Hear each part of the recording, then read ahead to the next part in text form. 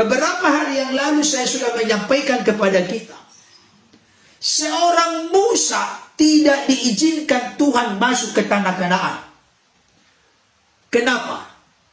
Karena Tuhan bersabda kepadanya, ambillah tongkatmu, katakanlah kepada bukit batu itu, supaya air keluar daripadanya, maka air akan keluar.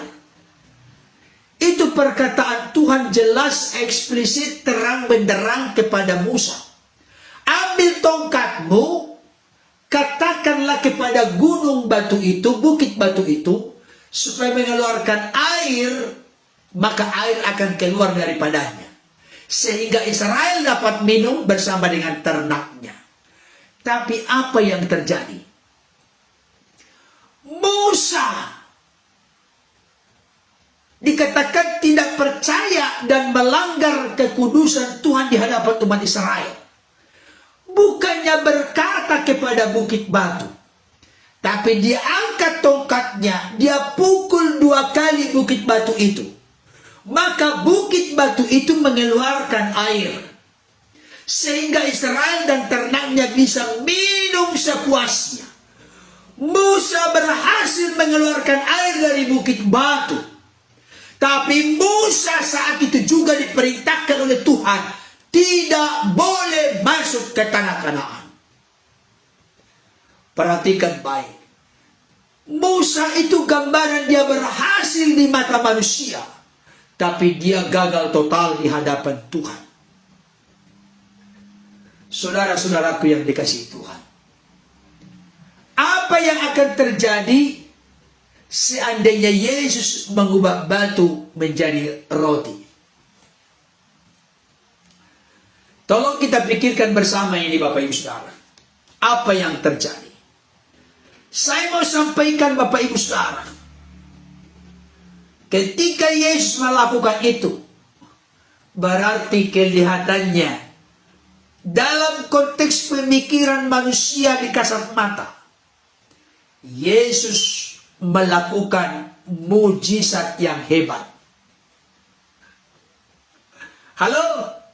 Tetapi di waktu yang bersamaan, Yesus telah melakukan sesuatu yang bertentangan dengan kehendak Bapaknya. Kontradiksi ya. Di satu sisi kelihatan melakukan mujizat, di sisi lain gagal di hadapan Bapa karena melakukan sesuatu di luar kehendak Bapa. Kenapa saya angkat ini? Karena konteks kehidupan realita kenyataan manusia saat ini sangat-sangat kontradiksi dalam konteks ini. Kita mau membangun berhasil di mata manusia, kelihatan hebat melakukan mujizat, ataukah kita tetap mau berjalan sesuai dengan apa yang Tuhan kehendaki? Saya sudah sampaikan tadi Bapak Ibu Saudara, kita perlu memikirkan, merenungkan ini secara luas dan mendalam. Seandainya Yesus mengubah batu menjadi roti, ini gambaran untuk langkah preventif, langkah providensia pemeliharaan Tuhan ke depan dalam hidup kita. Seandainya ini perlu untuk kita pikirkan dan praktekkan, realisasikan dalam hidup kita. Buatlah kalimat kepada diri masing-masing saat ini. Seandainya aku melakukan ini, apa yang akan terjadi? Nangka maksudnya ini? Apa yang akan terjadi?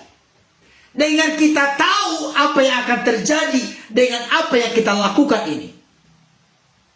Pertanyaan berikutnya, apakah Bapa di sorga dimuliakan? Atau justru yang kita lakukan ini membuat kita makin melenceng, menyimpang, menyeleweng, jauh kontradiksi dari apa yang Tuhan kehendaki. Saudara dikasihi Tuhan, seandainya Yesus mengubah batu menjadi roti, maka maka Yesus akan menemukan reputasi dirinya sebagai anak Allah melalui ketundukan kepada iblis. Perhatikan ini baik ini. Kalau Yesus mengubah batu menjadi roti, kan tadi iblis berkata, jika benar engkau anak Allah, ubahlah batu-batu ini menjadi roti. Maka Yesus baru percaya diri sebagai anak Allah melalui tunduk dan taat kepada apa yang dikatakan oleh iblis. Benarkah demikian? Oh tidak, Bapak Ibu Saudara. Bapak Ibu Saudara dan saya menjadi anak-anak Allah bukan karena tunduk kepada iblis, tapi karena Yesus taat kepada Bapa, mati di kayu salib, menebus kita dari dosa, kematian kekal jarak iblis. Sehingga kita yang menerimanya diberi kuasa menjadi anak-anak Allah, yaitu kita yang telah percaya menerima Dia sebagai Tuhan, Lord, Kurios, pemimpin, Raja, Penguasa, dan Juru Selamat dalam hidup kita. Tadi ada yang menuliskan komentar, pret katanya. Saya mau kasih tahu, kasihan sekali kau kawan. Mohon maaf saja kalau kau masih bergabung, segera buka hati pikiranmu untuk bertobat, terima Yesus sebagai Tuhan. Tuhan di situ bukan Allah Bapa. Tuhan itu Lord, Kurios, jabatan, fungsi, gelar, kepenguasaan. Makanya Dia nanti disebut sebagai hakim yang adil. Setiap lidah akan mengaku Yesus Tuhan. Punya lidah enggak? Yang punya komentar pret tadi, punya lidah enggak? Saatnya engkau akan mengaku Yesus Tuhan. Kalau nanti setelah di penghakiman engkau mengaku Yesus Tuhan, kenapa engkau masuk neraka? Karena tidak percaya Yesus Tuhan. Ternyata Yesus Tuhan, terlambat kamu. Kalau sekarang masih ada kesempatan, saya kasih tahu, jangan bilang pret ketika firman diberitakan. Kasihan sekali. Engkau beragama tapi tidak bertuhan dengan benar. Engkau masih menyanjung-nyanjung yang masih almarhum. Mari kita puji dan sembah Dia yang sudah bangkit, mengalahkan maut, dan Dia telah ke sorga. Dia datang dari sorga, menebus hidup kita dari dosa. Dia kembali ke sorga, maka pasti masuk sorga. Bukan mudah-mudahan. Perhatikan itu baik. Jangan bilang pret. Saya kasihan. Tadi ada Bapak Ibu Saudara yang menuliskan pret. Ketika firman diberitakan katanya pret. Kasihan sekali. Buka hati pikiranmu kawan. Terbukalah menerima Dia sebagai Tuhan Juru Selamat. Kita tidak bisa menyelamatkan diri sendiri. Karena manusia pada dasarnya naturnya telah jatuh tergadai oleh dosa. Dan saya kasih tahu ini terkait juga dengan hal itu. Seandainya Yesus mengubah batu menjadi roti. Perhatikan baik kalimat berikutnya. Ini akan dengan langsung membuat Kristus Yesus tidak memenuhi syarat untuk menjadi anak domba Allah yang tidak bercacat, yang akan menghapus dosa dunia melalui pengorbanannya di kayu salib. Itulah puncaknya. Seandainya Yesus mengubah batu menjadi roti, maka Dia tidak layak menjadi syarat juru selamat, menjadi anak domba Allah yang akan menjadi korban di kayu salib. Karena syarat juru selamat itu adalah tidak berdosa. Ketika Dia mengubah batu menjadi roti, berarti Dia bertentangan dengan kehendak Bapa. Ketika Dia bertentangan dengan kehendak Bapa, maka Dia tidak layak menjadi juru selamat. Nangkap gak maksudnya ini Bapak Ibu Saudara? Dampaknya ternyata besar. Kalaupun kelihatan di mata manusia berhasil karena membuat mujizat mengubah batu menjadi roti, tapi ternyata justru itulah yang merongrong menghancurkan apa yang telah dipersiapkan Bapa melalui anaknya yang dikasihi dan disayanginya, Yesus Kristus. Kalau sampai mengubah batu menjadi roti, Yesus tidak layak untuk menjadi juru selamat. Mati di kayu salib menebus hidup kita dari dosa. Bapak Ibu Saudara, saya mau sampaikan ini. Seandainya Yesus mengubah batu menjadi roti, apa yang akan terjadi? Maka yang terjadi adalah tidak ada jalan keselamatan. Inilah puncaknya. Dan ini perlu kita renungkan masing-masing. Seandainya Bapak Ibu Saudara melakukan ini dan itu, tapi Bapak Ibu Saudara mampu melakukannya, tapi hal itu kontradiksi, bertentangan dengan kehendak Bapa atau di luar kehendak Bapa, pikirkanlah matang-matang apa dampak daripada apa yang kita putuskan itu. Jangan karena kita punya power, punya kuasa, kita salah gunakan kuasa itu untuk membuat kita jauh dari Tuhan. Saudara dikasih Tuhan, satu ketika, saya buka dulu ya, mudah-mudahan ketemu. Isinya sih saya tahu ya. Di kitab Amsal, mari kita buka dulu, mudah-mudahan saya ketemu.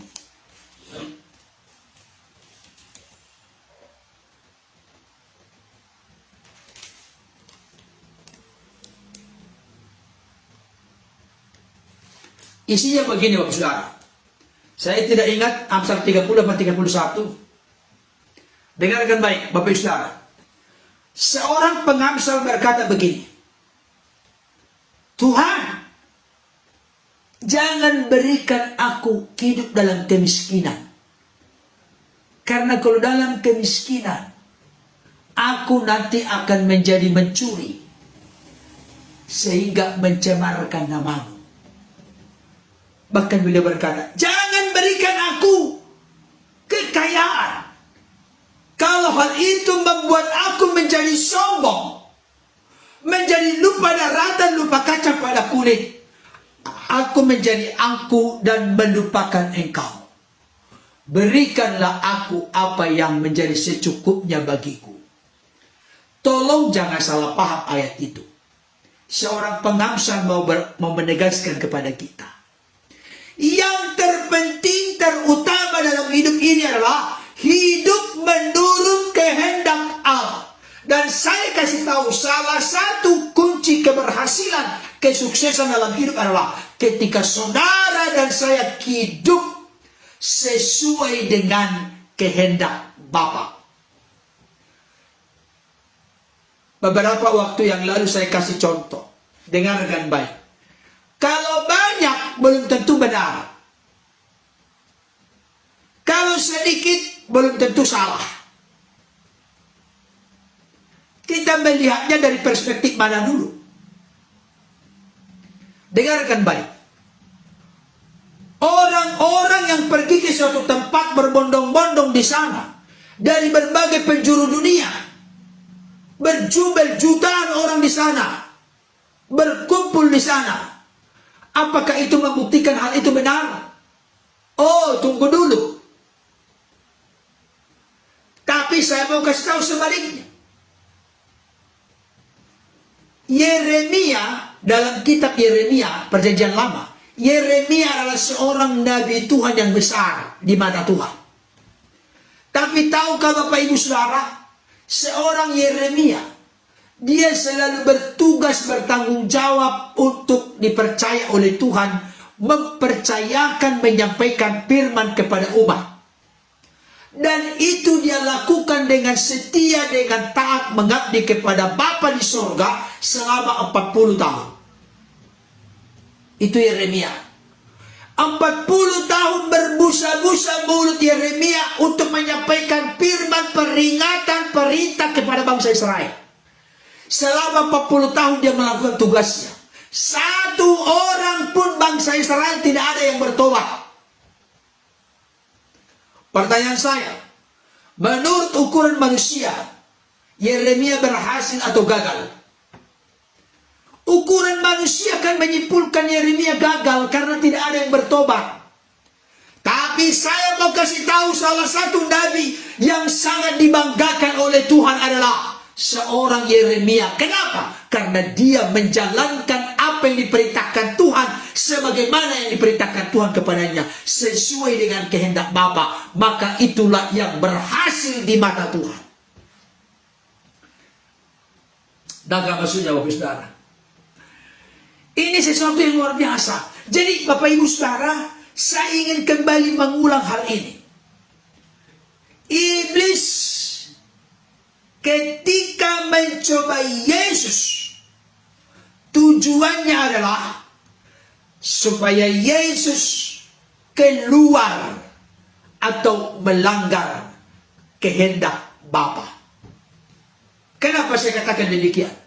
Kita tahu bersama dari seluruh kitab-kitab Injil, termasuk nanti di Perjanjian Baru dan nubuatan di Perjanjian Lama, Bapak Ibu Saudara. Maksud kedatangan Yesus ke dunia bukan untuk mengubah batu menjadi roti, bukan untuk tunduk kepada iblis, tapi untuk menjalankan kehendak Bapa. Makanya Yesus berkata dalam Yohanes pasal 4 ayat 34, makananku ialah melakukan kehendak Bapa yang mengutus aku dan menyelesaikan pekerjaannya. Dan memang benar-benar di kayu salib Yesus berkata, tetelestai, sudah selesai. Makanya apa yang diakui oleh Bapa di sorga ketika Yesus dibaptis di sungai Yordan, inilah anakku yang kukasihi, kepadanya lah aku berkenan. Kenapa kepada Yesus Bapa di surga berkenan? Karena Yesus makanannya adalah melakukan kehendak Bapa yang mengutusnya dan menyelesaikan pekerjaannya. Memang benar-benar secara manusia dia menyelesaikan pekerjaannya, taat, bahkan sampai taat mati di kayu salib. Filipi 2 ayat yang ke-8. Saudaraku yang dikasihi oleh Tuhan, saya berdoa kepada Tuhan, apa yang saya sampaikan ini tertanam di hati Bapak Ibu Saudara. Tolong renungkan masing-masing, diskusikan bersama suami istri. Apa yang terjadi seandainya Yesus mengubah batu menjadi roti? Ternyata dampaknya fatal Bapak Ibu Saudara. Dampak akibatnya begitu luar biasa, mengerikan. Yesus tidak lagi memenuhi kualifikasi, syarat dan standar untuk menjadi anak domba Allah, untuk menjadi penebus bagi kita. Karena salah satu syarat juru selamat adalah tidak berdosa. Kenapa syarat juru selamat tidak berdosa? Karena dia mau menyelamatkan manusia yang berdosa dari dosanya. Tidak mungkin orang buta menuntut orang buta.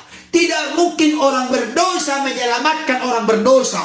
Hanya pribadi yang tidak berdosa yang sanggup dengan sempurna menyelamatkan orang berdosa. Makanya jangan ikuti orang yang masih berdosa dan yang masih mati di kuburan sana. Ikutilah dia yang telah bangkit dari antara orang mati dan yang telah naik ke surga. Amin Bapak Ibu Saudara. Jadi kalau ditanya kepada Bapak Ibu Saudara, seandainya Yesus mengubah batu menjadi roti, apa jawabannya? Apa yang akan terjadi? Maka Yesus tidak pantas menjadi juru selamat.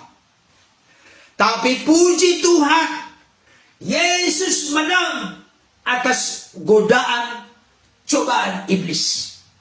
Dia menang dalam konteks ini dengan memakai pedang roh. Pedang roh itu firman Allah. Pedang itu memiliki dua fungsi: menangkis serangan musuh sekaligus menyerang musuh. Makanya selalu saya ingatkan, miliki firman Tuhan di hati kita masing-masing. Dalam hatiku aku menyimpan janjimu, menyimpan kebenaranmu, menyimpan firmanmu, supaya aku tidak berdosa terhadap engkau. Mazmur 119, kalau tidak salah ayat 11. Mari Bapak Ibu Saudara. Mari. Jadi bukan hanya Yesus yang mengubah batu menjadi roti ya. Konteks di dalam diri kita masing-masing. Seandainya kita mau melakukan ini dan menjadi ini, dampaknya apa? Langkah preventif itu penting Bapak Ibu Saudara. Untuk membuat kita dewasa, matang dalam berpikir, dewasa dalam bertindak. Jangan sampai kita gegabah. Renungkan, pikirkan matang-matang.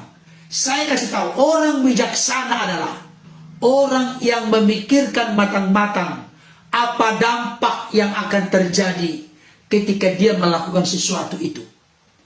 Apa yang akan Bapak Ibu Saudara lakukan sekarang ini? Dalam waktu dekat ini, barangkali hari ini, apa yang mau dilakukan? Coba renungkan dan pikirkan. Apalagi itu keputusan-keputusan strategis. Jangan gegabah. Orang Batak bilang, amani humar rojer makamula hudonna. Amani humalapu tatai dahanda. Sebenarnya itu ayat itu, kata-kata itu dari Alkitab. Amsal 19 ayat yang kedua. Orang yang tergesa-gesa akan salah langkah. Jangan tergesa-gesa. Pikirkan matang-matang. Contoh, si A, ketika aku mau melakukan ini, apa dampaknya? Roh Kudus itu bijaksana. Roh Kudus itu ada dalam diri kita. Roh Kudus itu akan menerangi hati pikiran kita untuk menuntun memimpin kita supaya jangan sampai salah mengambil keputusan. Kalau kita salah mengambil keputusan, dampaknya itu besar. Baik itu kepada diri kita, kepada keluarga kita, kepada orang-orang di sekitar kita. Apalagi Bapak Ibu Saudara sebagai pimpinan di sebuah perusahaan. Tolong ini jangan dipermainkan. Apa yang akan terjadi kalau aku mengambil keputusan begini? Pikirkan matang-matang dampaknya. Kalau memang di dalamnya ketika aku mengambil keputusan ini, maka akan Tuhan dimuliakan di dalamnya. Perhatikan baik. Pertama-tama Tuhan dimuliakan di dalamnya. Yang kedua, mendatangkan manfaat yang positif baik kepada staf karyawan yang ada. Demikian juga dalam ruang lingkup kecil. Bapak-bapak di sini yang bergabung, apa yang akan terjadi kalau aku mengambil keputusan begini? Saya mau katakan bukan mau membuat kita ragu-ragu, tapi kadang-kala karena keegoan, keakuan, kesombongan kita, karena keinginan hawa nafsu daging kita yang begitu membara, tidak terkontrol, tidak terkendali. Sebenarnya banyak kali kita sudah tahu apa dampak dari yang akan kita putuskan.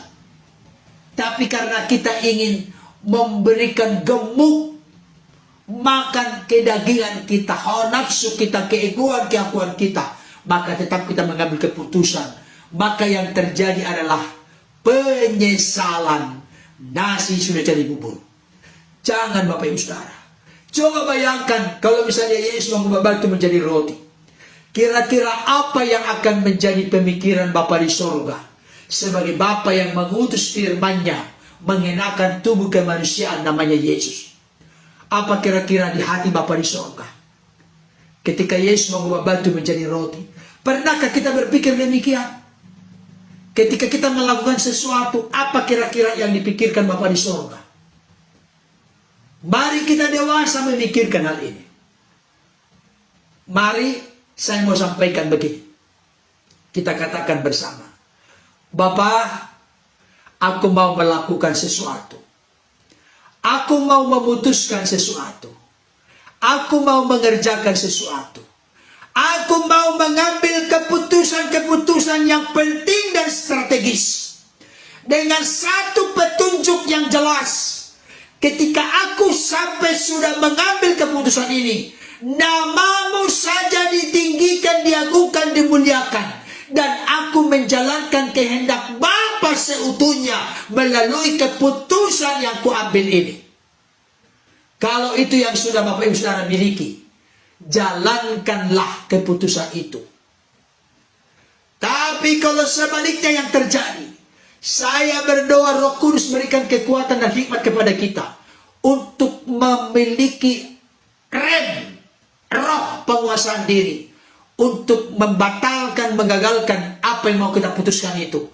Kalau hal itu bukan memuliakan Tuhan, bukan menjadi berkat bagi sesama, tapi justru mempersulit diri kita, mempersulit suami kita, mempersulit istri kita, mempersulit anak-anak kita, mempersulit keluarga kita, batalkanlah, jangan jadi lakukan. Sama seperti Yesus, kita akan menjadi sulit Bapak Ibu Saudara. Tidak ada jalan kebenaran dan hidup, tidak ada penebus dosa bagi kita. Mana mungkin manusia yang berdosa bisa mengampuni dosanya? Gak bisa. Masalah dosa itu adalah masalah terkait dengan jati diri Allah. Maka supaya bisa menebus dosa harus datang dari dirinya. Makanya dia utus firman menjadi manusia.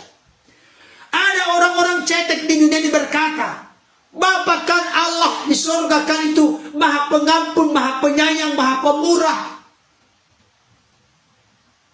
Ngapain harus mengorbankan anaknya? Masa jadi tumbal anaknya demi keselamatan manusia? Saya kasih tahu, masalah dosa itu bukan masalah sepele. Masalah dosa itu terkait dengan kasih Allah dan keadilan Allah. Kasih keadilan Allah hanya bisa diselesaikan bukan standar manusia. Buka hati pikiranmu. Iblis bukan tertawa. Justru iblis kejang-kejang karena apa? Karena Yesus tidak jadi mengubah batu menjadi roti. Karena Yesus siap naik ke tiang salib. Dia mati menjadi penebus dosa manusia. Penebus manusia dari dosa. Jadi iblis bukan tertawa. Iblis kejang-kejang. Karena Yesus akhirnya sukses taat sampai mati di kayu salib. Menjadi jalan keselamatan dan kehidupan bagi orang-orang yang percaya kepadanya. Saudaraku yang dikasih oleh Tuhan, mari saya tidak panjang lebar. Apa yang terjadi ketika Yesus mengubah batu menjadi roti? Yang terjadi saya sudah jelaskan tadi. Betapa mengerikan Bapak Ibu Saudara. Demikian juga dengan kita. Ketika kita tahu hal itu sudah bertolak belakang dengan kehendak Bapa, jangan paksakan kehendak. Jangan. Lebih bagus renungkan kembali. Pikirkan kembali. Apakah ada di sini yang mau punya rencana mengubah dari pernikahan suami istri mau cerai sekarang? Pikirkan matang-matang. Kalau engkau pernah punya masa lalu yang kelam di tengah-tengah pernikahanmu, itu masa lalu yang Tuhan ampuni, pulihkan dan kuduskan. Tapi jangan permainkan. Jangan permainkan. Pernikahan itu tidak boleh dipermainkan. Kalau sebelumnya kita punya kekurangan, kelemahan, mari benahi. Kalau sekarang, mari kita tegas. Jikalau ya, katakan ya. Jikalau tidak, katakan tidak. Lebih dari itu berasal dari si jahat. Nangka maksudnya. Iya, ada yang menuliskan seandainya Pak. Ya seandainya. Saya mau menyampaikan, dengarkan baik. Seandainya ini perlu. Kalau realita kenyataannya Yesus tidak mengubah batu menjadi roti.